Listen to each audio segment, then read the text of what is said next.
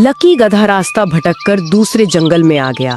उस जंगल का मौसम बहुत ही सुहाना और मनमोहक था। आहा, कितना सुहाना और लाजवाब मौसम है। जी करता है मैं भी इसी जंगल में रह जाऊं। लेकिन अपने जंगल की मिट्टी की खुशबू की तो बात ही अलग है। मुझे शाम होने से पहले जंगल से बाहर निकलने का रास्ता ढूंढना होगा। गधा थोड़ी देर इधर उधर घूमता रहा, फिर वो किसी मरे हुए जानवर के कंकाल के पास आ गया। अरे बाप रे, कितना बड़ा कंकाल है। पता नहीं किस जानवर का होगा। जो भी हो, ताजा दिखाई पड़ा है। लगता है आज शाम को ही इसका शिकार किया है किसी ने। तभी गधे को एक बहुत ही भयानक आवाज सुनाई दी। बाप रे, कितनी भयानक आवाज है। और ये तो शेर की आवाज लग रही है। लगता है वो इसी तरफ आ रहा है। अगर वो इस तरफ आया तो मेरा मरना तो तय है। सोच लकी, कुछ तो सोच। उस शेर से कैसे बचा जाए? सोच लकी, सोच। अभी गधे को एक आइडिया आया और वो उस कंकाल के पास जाकर बैठ गया। और जैसे ही शेर नजदीक आया तो गधा जोर जोर से कहने लगा, अरे वाह, कितना टेस्टी शेर का मांस है। एक शेर से मेरा पेट नहीं भरा। अभी कहीं से एक शेर और आना चाहिए, फिर मैं उसका शिकार करके उसका भी टेस्टी टेस्टी मांस खाऊंगा। और अगर मुझको 2-4 शेर और मिल गए तो मैं उनका भी शिकार करके रख लूंगा। फिर मेरा 2-3 दिन का काम आराम से चल जाएगा। लेकिन ये शेर मिले भी तो सही मुझको कहीं पर। आज कम से कम मैं 2 शेर तो खाकर ही रहूंगा, चाहे कुछ भी हो जाए। जब शेर सिंह ने उसकी बात सुनी तो उसके तो पसीने छूट गए। अरे ये क्या, मैं पहली बार देख रहा हूँ। मांसाहारी गधा ये हमारे जंगल में कहाँ से आ गया? ये तो डायरेक्ट शेर का ही मांस खाता है। और एक शेर से इसका पेट भी नहीं भरता, 2-3 शेर खाने की बात कर रहा है। आज मेरी किस्मत अच्छी थी जो मैं इस मांसाहारी गधे के सामने नहीं गया। अगर मैं गलती से इसको नजर पड़ जाता तो ये आज मेरा चिकन कोरमा बना के खा जाता। ये गधा इतना खूंखार भी हो सकता है, मैंने तो सपने में भी नहीं सोचा था। पता नहीं इतना भुक्कड़ मांसाहारी गधा हमारे जंगल में कहां से आ गया। एक शेर खाने के बाद भी कहता है मुझको एक शेर और चाहिए खाने के लिए। लगता है ये कोई चमत्कारी गधा है। अवश्य ही इसके पास कोई जादुई शक्तियां होगी।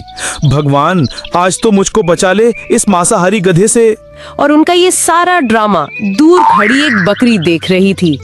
अरे पता नहीं ये गधा किस जंगल का है जो हमारे जंगल के महाराज को मूर्ख बना रहा है। क्यों ना इस गधे की सारी करतूत मैं अपने महाराज को जाकर बता दूं। फिर तो महाराज मुझसे बहुत ही ज्यादा खुश हो जाएंगे और हो सकता है खुश होकर मुझे महामंत्री भी बना दे। और फिर सारे जंगल में मेरा अलग ही रुतबा होगा। सब जानवर मुझको सलाम करेंगे। और फिर बकरी शेर की तरफ चल पड़ी। लकी गधे ने बकरी को शेर की तरफ जाते हुए देख लिया और वो सोचने लगा, अरे ये बकरी शेर की तरफ क्यों जा रही है, वो भी इतनी जल्दी में?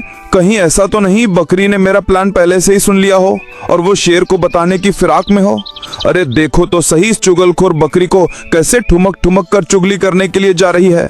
अगर इसने उस शेर को मेरी सारी सच्चाई बता दी तो मेरा जीवित रहना मुमकिन नहीं रहेगा फिर तो। बकरी ठुमक ठुमक कर शेर की ओर बढ़ रही थी और वो घबराए हुए शेर के पास जा पहुंची। अरे शेरराज, तुम यहाँ पर घबराए हुए क्यों बैठे हो? लगता है किसी बड़ी मुसीबत का सामना करके आए हो। इसीलिए मैं आपकी उस मुसीबत को ही दूर करने आई हूँ। बकरी, क्या मतलब है तुम्हारा? जो भी कहना है तुमको साफ साफ कहो। मैं पहले से ही उलझा हुआ हूँ, मुझे और ज्यादा मत उलझाओ। कहो, क्या कहना चाहती हो? मैं अपने जंगल के महाराज को एक मूर्ख गधे से कैसे बेवकूफ बनते हुए देख सकती हूँ। इसीलिए मैं आपके पीछे भाग कर आई हूँ शेरराज। तुम एक बार मेरे साथ तो चलो और उस कमजोर गधे के सामने एक बार जोर से दहाड़ना। गधा डर से कांपने लग जाएगा। नहीं बकरी, मुझको तुम्हारी बातों पर विश्वास नहीं होता। मैं उसको अपनी आंखों से देखकर आ रहा हूँ। उसने अभी अभी एक शेर को अपना भोजन बनाया है। अगर मुझको भी अपना भोजन बना लिया तो? शेरराज, गधे से तो छोटे मोटे जानवर डरते हैं, आप जैसे ताकतवर जानवर नहीं। अगर आप इस गधे के डर से जंगल को छोड़कर चले गए तो ये पूरे जंगल में ये खबर फैला देगा कि शेर गधा से डरकर भाग गया और इतिहास में आपको भगोड़ा लिख दिया जाएगा। तो ये बात है। तुम चिंता मत करो बकरी, मैं इतिहास में अपना नाम खराब नहीं होने दूंगा। मैं पूरे शेर समाज की नाक को नहीं कटने दूंगा। तुमने एक बात बिल्कुल ठीक कही थी बकरी। मैं हूँ एक बलशाली और खूंखार शेर और वो एक कमजोर मरियल सा एक बोझा ढोने वाला गधा। ज्यादा बात